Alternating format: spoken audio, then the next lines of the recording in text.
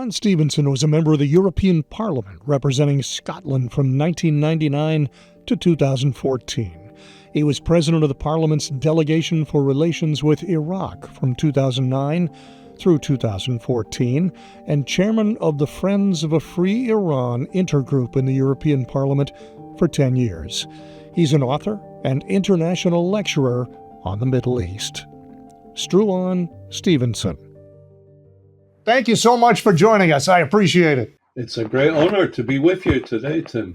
Now, you had a book just come out this past summer, and I want to make sure I get the title right. Countdown to Collapse, Iran's Regime on the Brink. There you go. And in there, you talk about how maybe closer than it's been since this regime took over, that it is very close, that a democratic change could happen. Explain to me how and why. Well, the regime, as I think you know well, is at its weakest point ever. This is a regime which for the past 46 years has tried to demonstrate its hegemony over the entire Middle East with the backing of Hezbollah in Lebanon, with the Houthis in Yemen, with Hamas in Gaza, and even with the mobilization forces, the militias which they have armed and trained in Iraq. So they have been spreading their dominion, their influence over the whole of the Middle East. Suddenly, that has all come to a crashing end with the departure of their main ally, Bashar al-Assad in Syria, who they had backed for years, sending the Islamic Revolutionary Guards, the IRGC, to preserve him and to help him during his civil war. He has gone, and the Israelis have pretty effectively decapitated Hamas in Gaza and Hezbollah in Lebanon. And now we've even seen the incursion of American and Israeli attacks right into Iran. So all their efforts for years at fighting proxy wars, using proxy militias and proxy allies across the Middle East has fallen apart. And we have discovered now, after the Israeli and American incursions and the bombing of the nuclear facilities by the Americans, that they're unable to protect themselves from aerial attack. They're at their weakest point ever. The economy is collapsing. Their currency, the rial, has reached an all-time low. 70 to 80% of the population of 90 million people are living under the international poverty line. An average worker is earning about $104, $105 a month. It's time that the West wakened up to the fact that when they are at their weakest point, stop appeasing them, stop trying to search for the pearl in the rotting oyster of the theocratic regime. Now is the time to back the Iranian people in their effort to get rid of this corrupt and evil government. Now, we recognize the weakness. We recognize where they are. But what steps, there are people inside Iran that are very unhappy with the current regime, but there's a violent, bloody reaction when people speak up. So what has to happen to take that final step? What has to happen to push a weakened regime over? Well, we have seen the exponential rise of the resistance units who are coordinated by the National Council of Resistance in Iran and by the Mujahideen-e-Khalq, the MEK. We've seen actually 3,600 of these resistance units fighters over the course of the last 3 years since the big uprising, the nationwide uprising that took place in 2022. 3,600 of these resistance fighters have either been arrested, disappeared entirely, and many of them executed. Now that gives you an indication of the size of the resistance. Every day they are hacking into state broadcasts.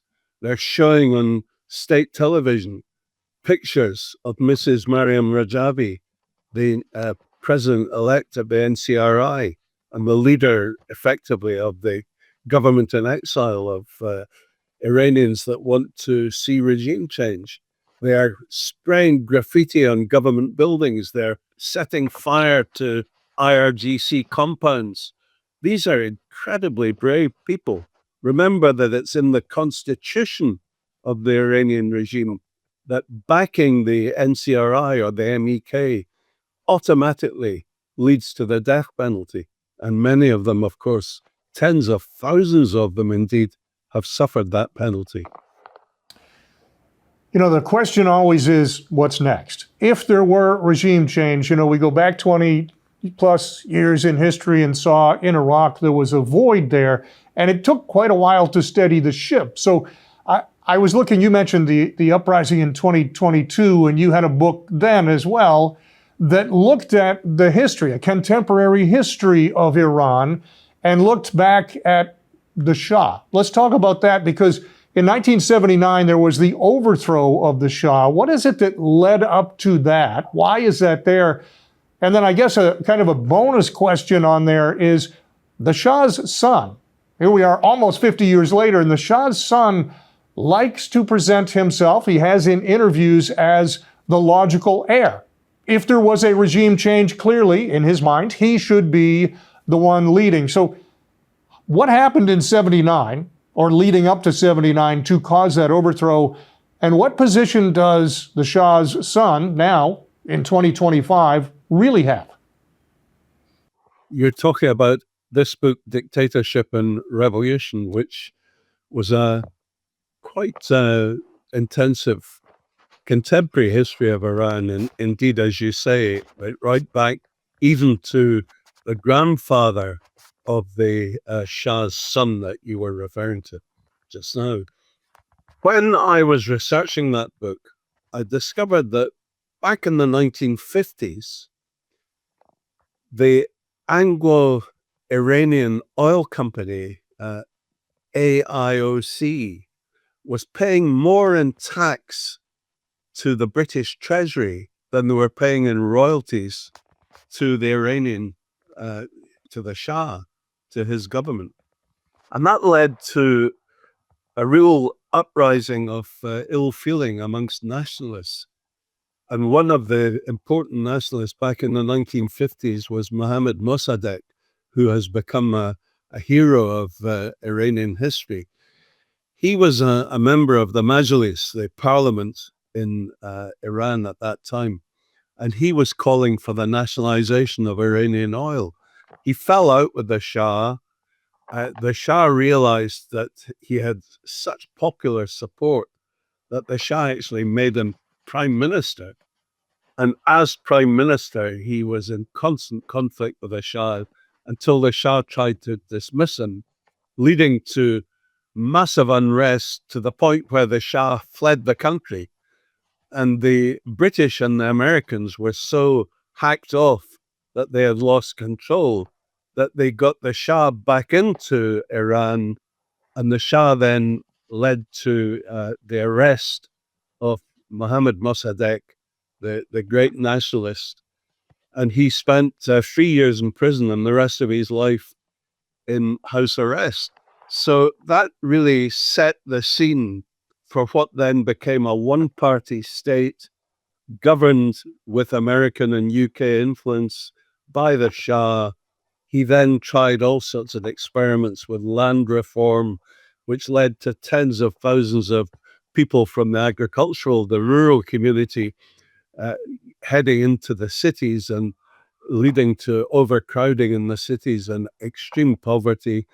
He introduced, of course, SAVAK, which was his secret police, almost like his Gestapo, trained primarily by the CIA, by the way.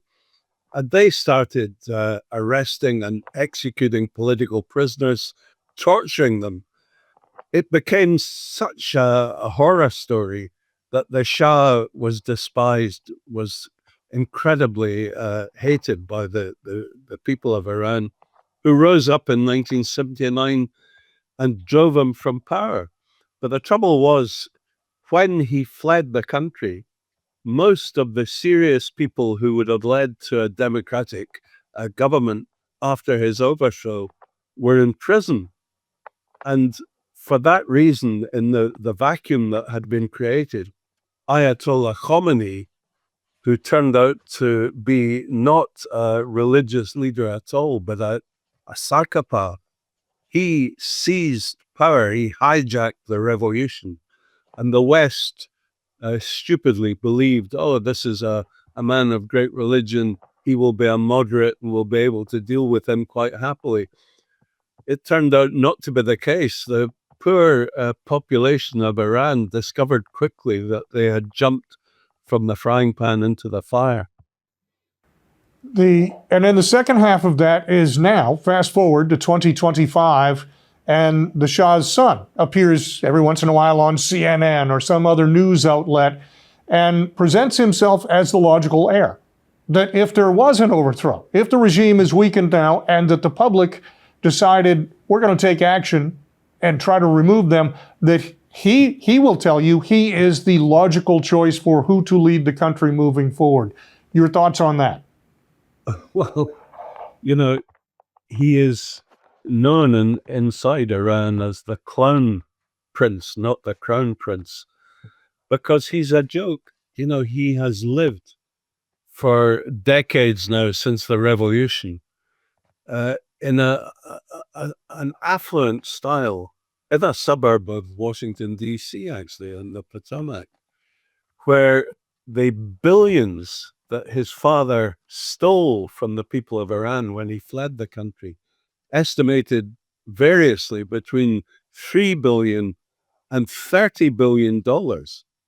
It's never been properly explained what happened to that money, but the Reza Pahlavi, the son of the Shah, seems to live rather well on that money. He has done nothing for these 46 years, but every time there's any sign of a potential overthrow of the regime, a potential uprising, he suddenly reemerges and claims that he is the rightful crown prince who will take over the peacock throne once again that used to be his father's. And incredibly, in Paris in the spring of this year, he gave a press conference when he said, I am in touch with leading members of the Revolutionary Guards. These are the people that have happily hanged and murdered and tortured for the last 46 years under the auspices of the theocratic regime. And Reza Pahlavi says he's in touch with them and he is going to recruit them to help him maintain order after the overthrow of the regime. He says, he said in Paris, these are brave and courageous men who want to come and help me restore order in Iran. For the tens of thousands of families who have lost people at the hands of the Revolutionary Guards, tortured, executed, jailed, they must think this is a wonderful bit of propaganda for the Crown Prince to be talking about. If he really seriously thinks that he could take over. He has been to Israel trying to court some success with the Israelis, seeing them as a potential way to overthrow the regime. I mean, he is really a useful idiot. He is doing the bidding of the regime itself, because the theocratic regime, the mullahs, are telling the people of Iran, if you overthrow us, you're going to end up having the son of the Shah, the hated Shah. Which is probably, your point there is probably an important place to transition. And you're many things, but you are a prolific writer. And I look at what you've chosen to write and when you've chosen to write. And the book this year has to do, of course, with what's going on right now, the weakness in the regime, how it got there, and so on. When you look at 2022, you're talking about the uprising and all that happened there. In 2015, you wrote a book called Self-Sacrifice, Life with the Iranian Mujahideen, and you talk specifically about the MEK. Two questions. I want to dig into the MEK and your thoughts on them, but why? That was 10 years ago. Why at that point was that the right topic for an entire book? You know, when I was first elected to the European Parliament, when you're newly elected, you get inundated with requests from ambassadors who want to come and tell you how great their country is. And one of those ambassadors was from the Islamic Republic of Iran. He came to my office, and when he arrived, he started telling me about the great things that the theocratic regime, the mullahs, were achieving, and Ayatollah Khomeini had achieved. And I said to him, I have just read a newspaper report that your regime hanged a 16-year-old girl. She had been raped by a former member of the Islamic Revolutionary Guards. He was sentenced to 74 lashes, but she was sentenced to death. And she was so outraged, so shocked by the sentence, she tore off her hijab in the court. And the judge said, for insulting my court by removing your hijab, I will put the rope around your neck myself. And she was hanged publicly from a crane in the city of Mecca.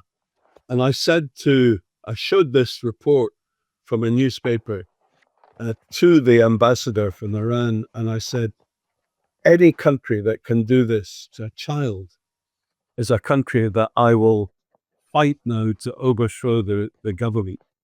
And from that point on, I started working closely with the Mujahideen, the National Council of Resistance, and I found them to be a very stalwart and a very reliable bunch of courageous, brave people, and Mrs. Rajavi, the leader, to be one of the most charismatic leaders in the world, and to have an organization fighting for freedom, for a secular government in Iran, to be led by a woman, is an incredible thing.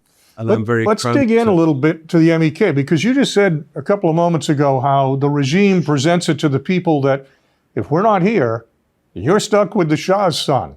And they will, it appears to me, as I am in the region, or even from here in Washington, it appears that they give no credence whatsoever to Mrs. Rajavi or to the MEK, that is even an option. So in the real world, is that a viable option?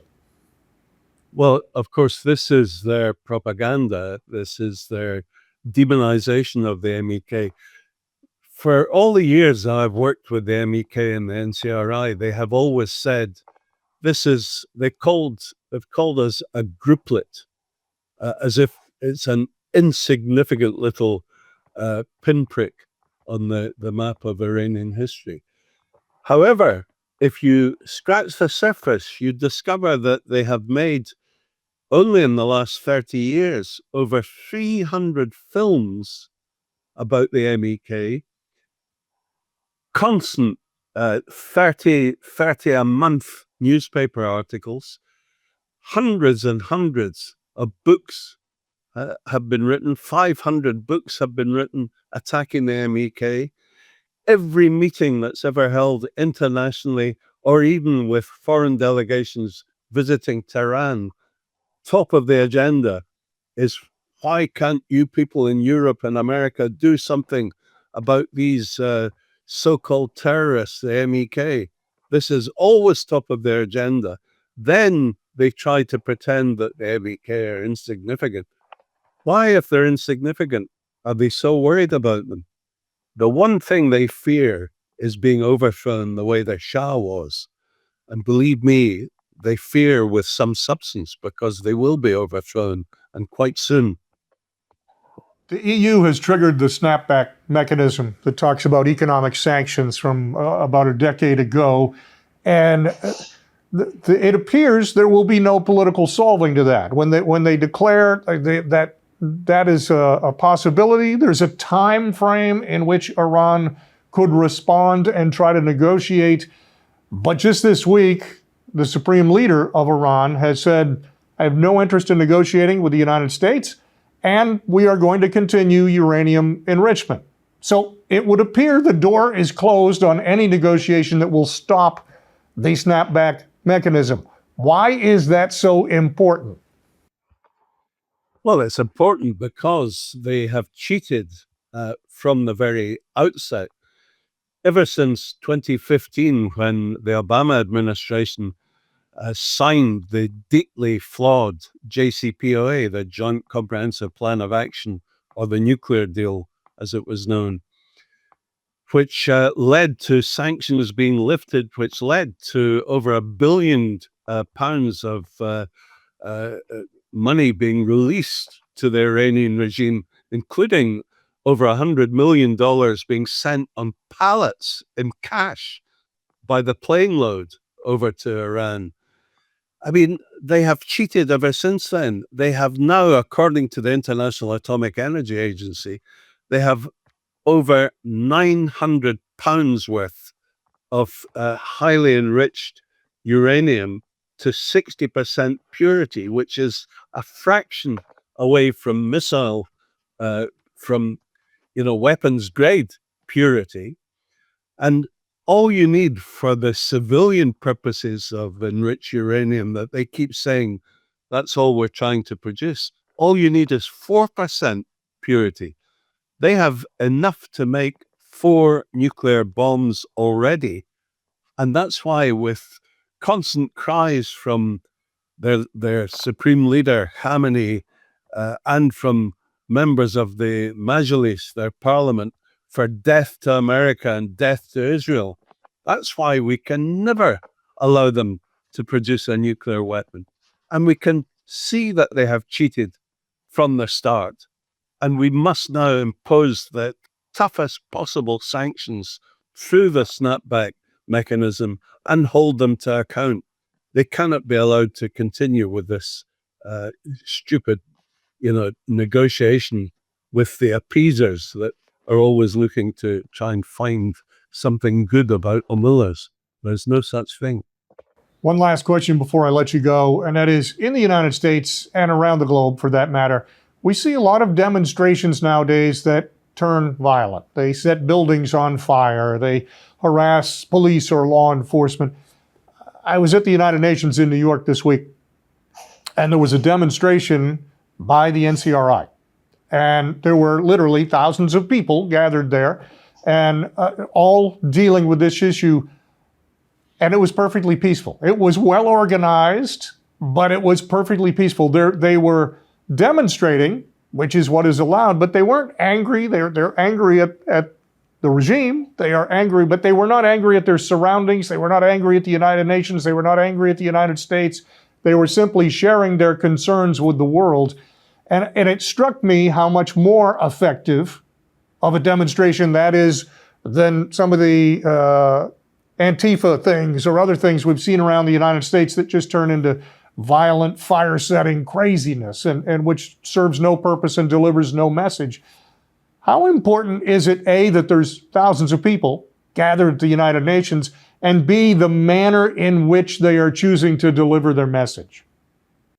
Well, you saw these thousands in New York yesterday. There were tens of thousands 2 weeks ago in Brussels objecting to the cruelty and the brutality of the Iranian regime. And again, a totally peaceful demonstration. Now, just imagine if this is what these expat Iranians from all around the world can gather together and do peacefully in protests in Europe and in America. Imagine what they would be able to do when we overthrow this regime and they can take control with their 10-point plan to, introduce gender equality, to end the nuclear threat, to end the death penalty, to introduce democracy, justice, fair play, freedom. That's what Mrs. Rajavi, the NCRI, are offering the 90 million Iranians. And that's very shortly I think that's what we're going to see. And that will transform the Middle East and transform world peace. The name of the book is Countdown to Collapse, Iran's Regime on the Brink. Pick up a copy at any bookseller or on Amazon.com. Thanks for doing this with us. I appreciate it. Tim, it's an honor. Thank you very much. Be well.